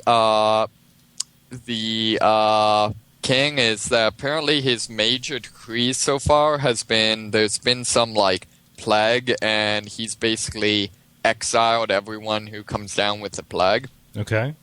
just like, sorry about your luck. Yeah, because we don't live in a world where if you leave the city, you get eaten by like giant spiders and werewolves and crap. No. That isn't the world at all. Yeah, that's not Faerun. Faerun's completely safe. There's no wizards or dragons or dungeons. It's called the Sword Coast. What do you think is out there?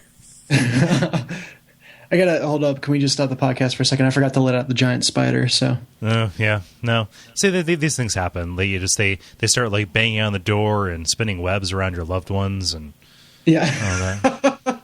Then you feed it LSD and it starts doing like crazy web patterns and it's like, oh man, I'll never do drugs now. Yeah. So, little Webby, we call him. Well, yeah. Hint, nominate us for a Webby, I guess. Yeah. Are those still around? Yes, they are. Like there are websites that like tout that they have won a Webby. Huh. We call him Webby. Webby, faster than lightning. But they call him Webby. Yep. Webby. Okay. Yep. That same joke, but sung. Sorry. No. Oh, was that the same thing? Yeah. I was speaking the words to Flipper. Sweet. It's cool. Anything else, David? I'm getting a little bit into Kingdom of Loathing. Even more. What is new? Huh? What is new? They added a new quest that is they replaced the Trapper's quest with something where you have to light some pylons on several peaks. So one of them is just excuse to make fun of like Doctor Who and Star Trek and Twilight and Star Wars all at the same time. As you do.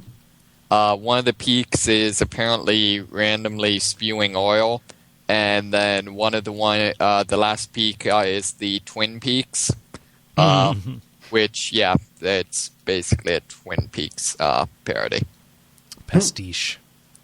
And they've screwed around with my class. They've apparently redone all the skills for the Seal Clubber, which means all of a sudden I don't know what any of the skills do.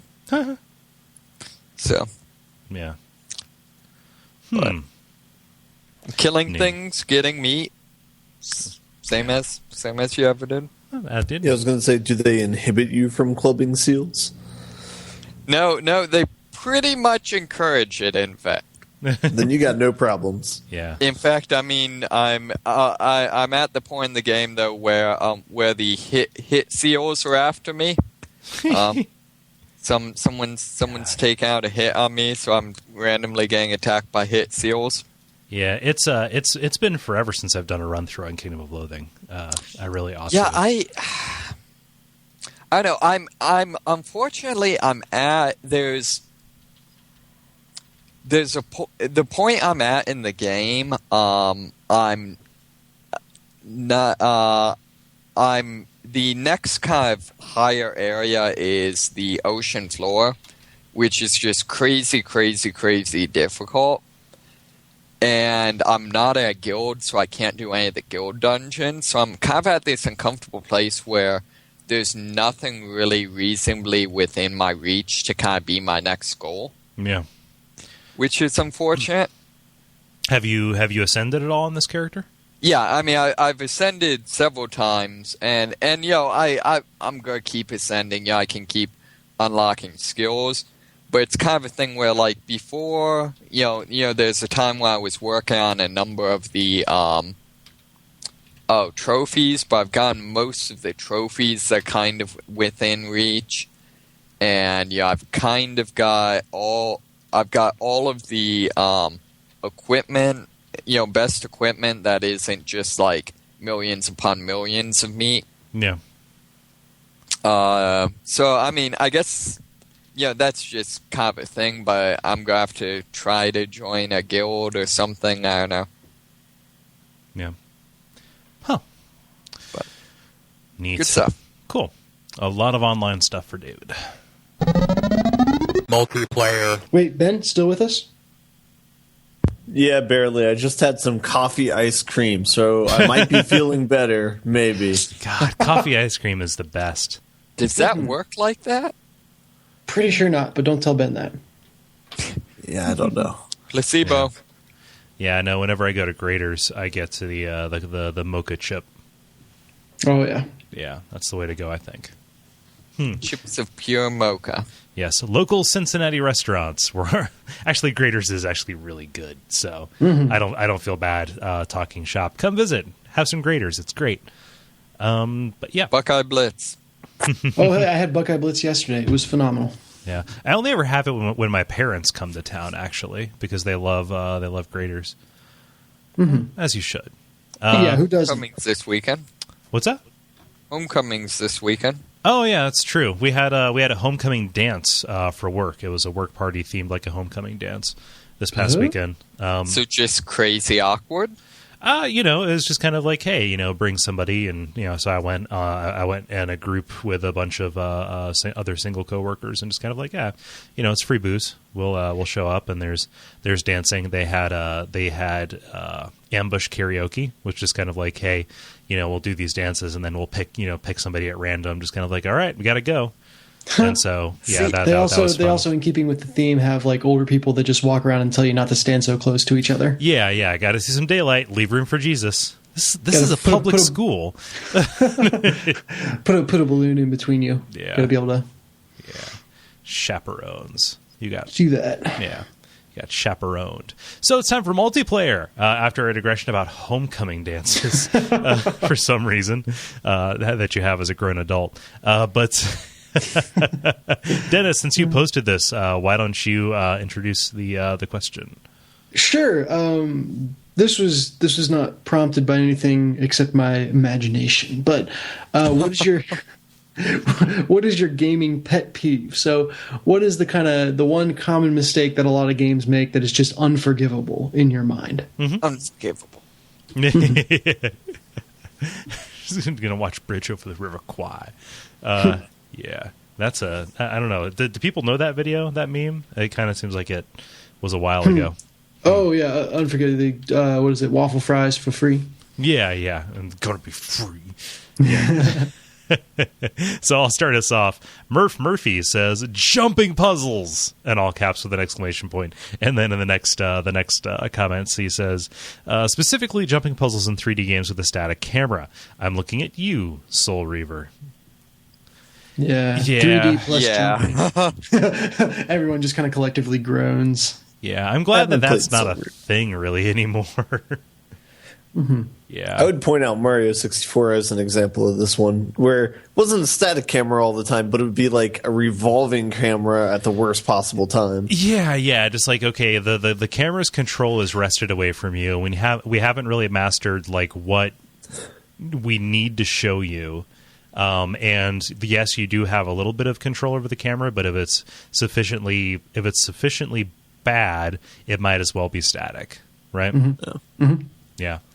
But Mario 64 suffers from that to a large extent. Just like it was like the first game to really tackle the 3D camera, so let's cut it a little bit of slack. It gets a little bit of slack. However, it's still an example. Like I said, they hadn't found their sea legs yet. Yeah. By the time Soul Reaver came around, they definitely had they didn't really have an excuse. Even on the PC version, like it's fucking atrocious.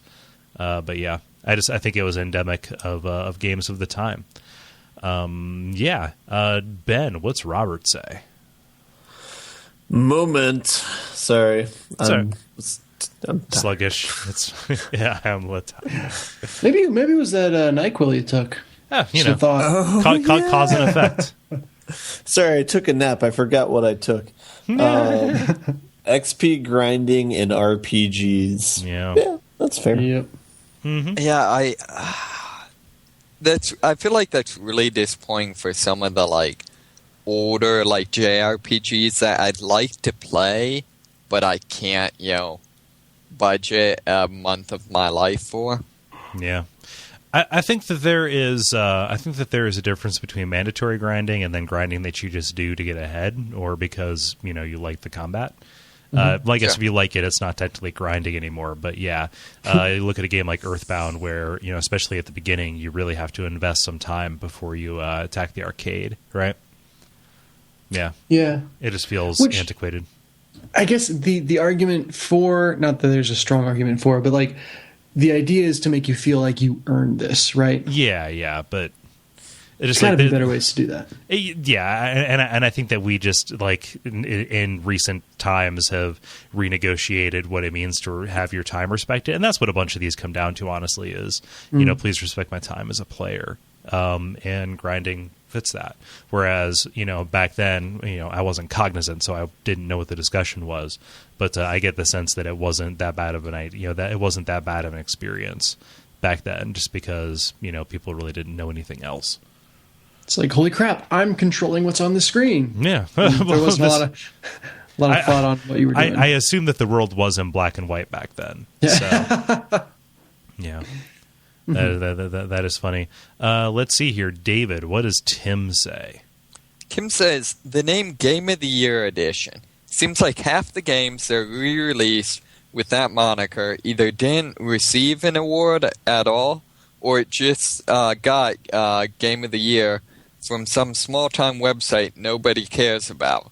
I wish the game industry could agree on a new name for these things. Any ideas? I think that occasionally, they'll come out with the Ultimate Edition, or there will be something that is appropriate for the theme. I can't think of anything off the top of my head.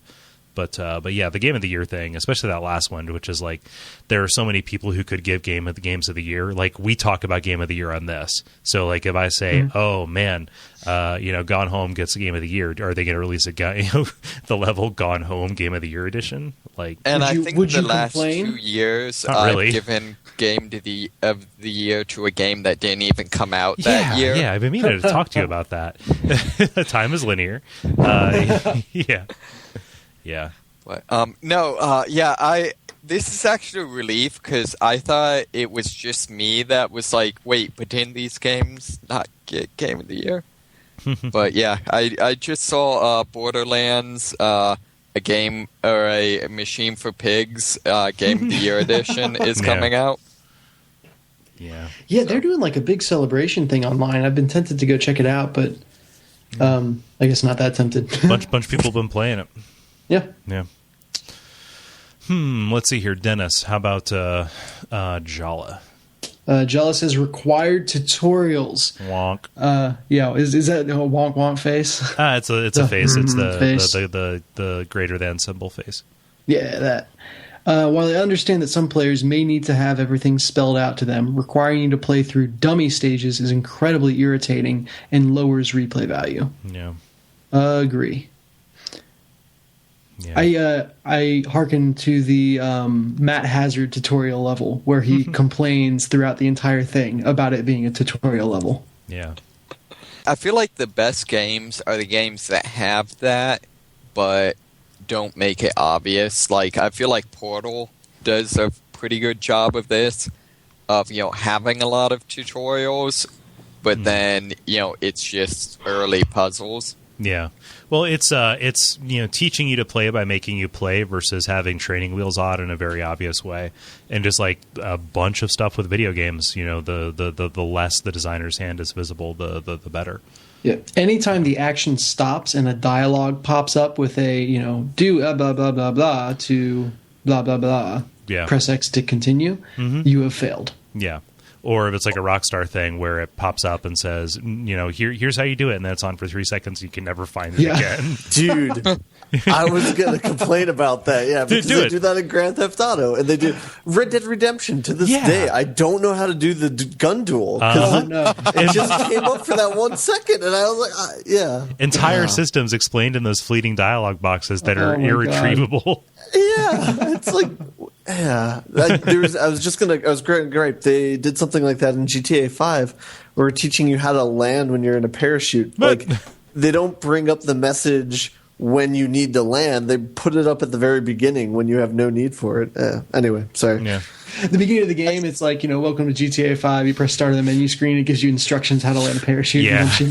Just a page of controls that flashes. And then, all right, good to go. It's like at a Grand Theft Auto game, the controller diagram splash would be horrible. Oh, right? my God, yeah. Yeah. Like, I'll never remember all this. Well, on the other hand, I think for Dark Souls, we can just agree that I think the cemetery was actually the tutorial level, and what they were trying to teach you is we're going to F with you. Yeah. Oh, man, shit about get real. Yeah. But, But you're gonna die. Yep, you gonna die. Let's see here. Whose turn is it? I forget. I think it's yours. Good. Okay, Phil says, always online connections and games that don't require it. Having been stationed outside the U.S. in places where the internet is slow and spotty at best, it really bothers me how many game companies forget that about markets and areas that don't have a strong internet infrastructure. This is especially true for soldiers that are deployed.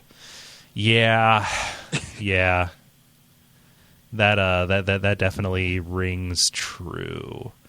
And I think that's a bigger discussion than we should have here. But yeah, let people play their games offline. Like, I understand that, you can technically do things if you can take it for granted that everybody's going to be online. But Yeah. I feel like it might be a rule of thumb if it's something that you couldn't even admit to in a press release, which always online is. Yeah. It's probably a bad idea. Yeah, if you can't be upfront about it. Yeah. Oh, and Phil, thanks for your service. Yes, thank you. Yes. So we should probably throw in some of ours before we wrap things up. I'll do mine real quick. Poor audio mixing in games. Where God.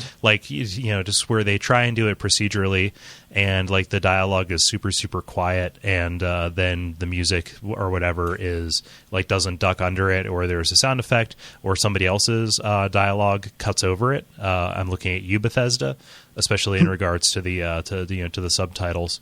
Just where you're trying to pay attention to the through line of a thing, but because they just kind of like figured, okay, set it and forget it programming, as opposed to actually checking if it's going to work in most situations, really, really big problem. And like there are tons of games where they don't really even have an excuse. Like it's in an actual cutscene where they could have gone in and messed around with it, but they just don't.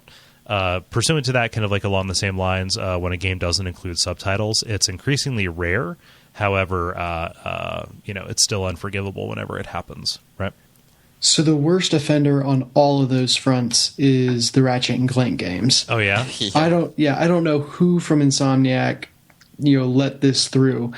But and there's like 10 of them, so they should have learned by now. But every game always has the dialogue played during a hectic fight scene, and it's always like dialed down far enough that you can just make out that someone is talking, but you can't actually hear anything that they say. They'll also do the things where the person is up on TV screens around you. Yeah, but environmental. Environmental, which good idea, except when you put me in the middle of a fight and you have the audio way down, I'm not really incentivized to look at the screens very much because, you'll kill me and force to start the area over. Mm-hmm. At the same time, then they'll try to do like sight gags, and it's like then, the audio plays into the sight gags, but you're not looking at them. So even if you could understand the audio, it doesn't make any sense. And it's bad. Yeah. Yeah. Audio mixing, terrible. Ben, how about you? I was thinking the only one I could come up with was escort missions. That seems to always be like upsetting and never really elicits positive emotions. So non-protectiveness, not so. Last of Us did a good job, but that was because you don't have to manage her health. Was it Ellie's health? Yeah. Yep. So, yeah. Yeah. Let's do a couple of reader ones, and then we'll hit you and David, Dennis. But whoever wants to go next, read Giola. I'll read it. Yeah, Ben. When my favorite podcast forgets to post the multiplayer. Sorry. Zing. Also, when you realize that the gameplay isn't fun and just slogging through something to get to the next info dump cutscene. Yeah. When you sunk cost fallacy that. Oh, yeah. Yeah. Maybe Far Cry? Maybe? I don't know. I was trying to think of examples for that. But Yeah. Any JRPG? Yeah, pretty much. I thought you were asking a question, but you were actually positing a range of things. Yeah. Yes. Yeah. Agreed. Let's see here. Christopher Schlee, who wants to read that one? I can take that one. Yep. Fucking checkpoint saving. Seriously, what year is this? Want to save when I want and where I want, not die, and then spend 72 hours watching the same unskippable cutscene because I already suck ass at your overpowered boss because you already broke. So I need to click because you already broke mechanics. Tease me into making a character too underpowered to fight this dude with promises of being able to actually not play as a tank. Please, studios, stop adding your bad decisions to my already horrible gaming abilities. I'm mad as hell. I'm not going to take it anymore. Get shot. Yeah. That's how that movie ended. I'm not recommending that you get shot. In fact, I would strongly advise you not to. Yeah, pretty much that. I like checkpoint as a additional saving thing. Yeah. Particularly for games that do it really well, so that I can kind of just play through. Yeah. But what game was I playing recently that didn't do that? I don't know, like a lot of games, it'll be a thing where like I want to play for half an hour, but it'll checkpoint every hour, and that's so annoying. Yeah, that strikes me. Yeah. Again, it's under the whole don't waste my time, right? Don't make me redo more stuff than I need to. I think it's also it's a kind of a remnant of the same era as limited lives. We're like, hey, you have to get through this in one go, otherwise it's it's not real. Mm-hmm. Yeah. He actually. Oh, go ahead. Good. I was going to say he actually touched on mine, which is the unskippable cutscene, specifically cutscenes right before a difficult area. Mm-hmm. So the worst offender is, I think, the final area of the original Splinter Cell game had, no joke, like a 5-minute cutscene. Oh, God. That couldn't be skipped and was probably the most difficult area in the game. Mm-hmm. So literally I got to the point where I would fail and I would just walk out of the room and go get something to eat. Yeah, otherwise you just stay there and steam. Yeah. But I ran into that playing Eternal Darkness here recently. No checkpointing at all, which swings too far in the other direction. Like, you just get like 3/4 of the way through a chapter, die, forget that you didn't save, because A, you can save anywhere, so you're not always hitting a save point and doing that. And B, you go back to the beginning, and every single chapter begins with an unskippable cutscene that's several minutes long. So not only are you replaying likely 40 minutes of content, and again, that falls down to me, but still, just press A. Let me press a button to skip. Mm-hmm. Yeah. Although I have to say, this actually wasn't mine, but on the other hand, something that does annoy me is in like multiplayer games, other people skipping the front cutscenes, or like them trying to skip it and a little box coming up telling me to say if I want to skip it or whatever. Yeah. The latter one doesn't bother me too much. But it was just kind of like, okay, vote to skip this kind of thing. But yeah. Dennis, why don't you take us home with or at least in the reader responses with Phil. Sure, yeah. Phil kind of comments on Chris's thing. He says, on a side note to that, Chris, this is 2013. I'm glad. I was kind of worried about that question. Cutscenes need 3 things, and I totally agree with this. This is great. Optional subtitles, the ability to skip, and the ability to pause them in case real life gets in the way, which it always does. Yeah. It's hilarious. I think the first game that I played that lets you do that was Xenosaga Episode 1, but it really, really came in handy for Metal Gear Solid 4. Yeah. I was going to say, that's what I was going to mention. Kind of Cole, I believe I paused it for like an hour into the cutscene, went to your house to hang out, and then went back and played the rest of it. And old Snake got a little older. Yeah, because Xenosaga, I mean, that game was like mostly cutscene, was it? That it was. Yeah. Huh. David, how about you? What upsets you? You know what really grinds my gear? No. I think mine actually kind of goes back to something Dennis was talking about with the dialogue trees. One of them that really annoys me is when there's background information you know or don't necessarily know, and they give you the option to ask about it, and the character's like, "What are you, an idiot? How can you not know that?" Yeah. It's like, I can understand like some games will actually like posit like an actual decent reason for you not to know. Like, some of the early ones in Skyrim are like oh yeah, you're a foreigner, aren't you? Yeah, this is what's happening. Like, that's tolerable, but just don't. I know that just really annoys me. Mm-hmm. Yeah. No, and that gets down to how do you write a good audience surrogate? Yeah. See, I think the thing that's so bad about that though is nothing is added by that. Like, all you're doing is purposely breaking, suspension of disbelief. If you just had them answer you, no one would notice, like, oh, my character actually should know that. Yeah. Yeah, and I think it's funny, by trying to accommodate suspension of disbelief, they are in fact breaking suspension of disbelief. That, like you said, if no one called attention to it, you wouldn't even think about it.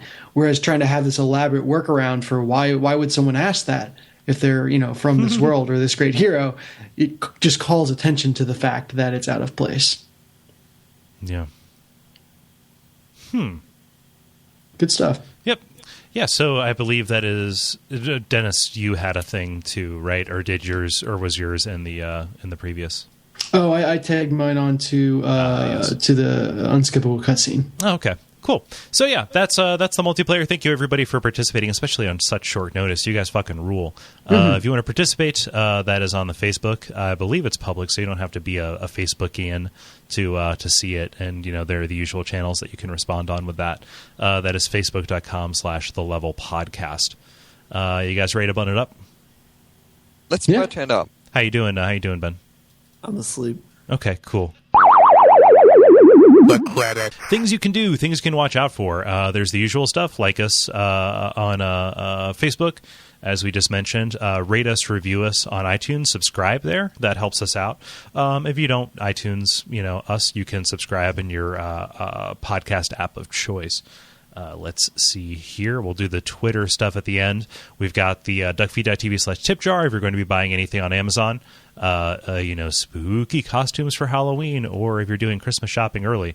That doesn't add anything to your purchase. It gives us a little kickback, and that goes a very long way towards covering the costs of running the network.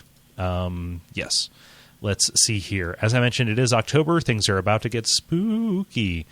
Keep an eye on the website, the blog, for kind of this new thing that I've been talking about forever. That is no secret, but I'm ready to get the ball rolling on it. I think now that Portland is out of the way. Additionally, if you are interested in hearing me be called a trash monster for having owned a Genesis as a kid, go to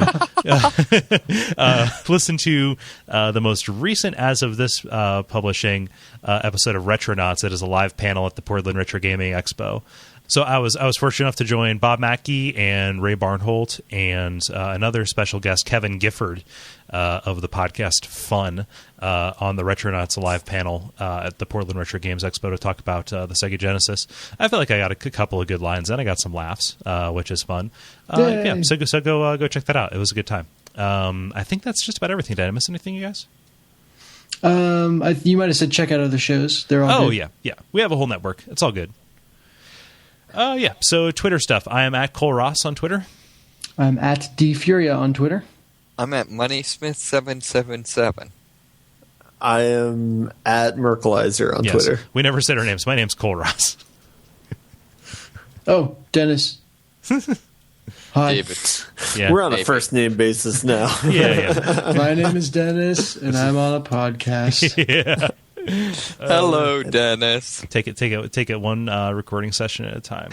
Yeah. No, it's always good to provide context for people's voices because sometimes it's hard to identify. Yeah. So, but until next time, keep it real. I don't know. I'm tired. I think Ben has rubbed off on me. Yes. So yes. Sweet. Cool, you guys. I hate to cut it short, but I need to go to bed because I am desperately tired. Nah, hit it.